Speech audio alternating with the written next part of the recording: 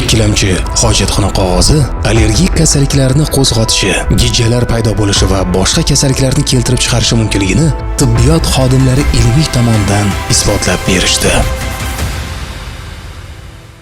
Xo'sh, unda nima qilishimiz kerak? O'rta Osiyo miqyosida yagona hisoblangan POK brendi ostida ishlab chiqarilayotgan ikkilamchi emas, birlamchi, ya'ni qayta ishlanmagan hojatxona qog'ozlaridan foydalanish zarur.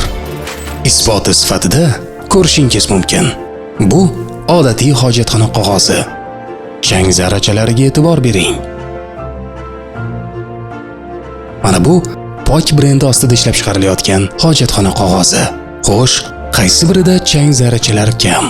Bu hojatxona qog'ozi tabiiy, paxta tarkibidagi sellyulozadan tayyorlangan bo'lib, mutlaq zararsiz va turli iforlarda ishlab chiqariladi.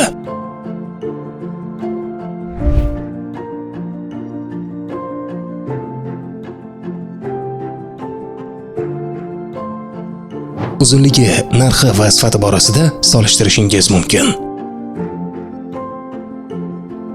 POK yangi O'zbekistonning yangi brendi.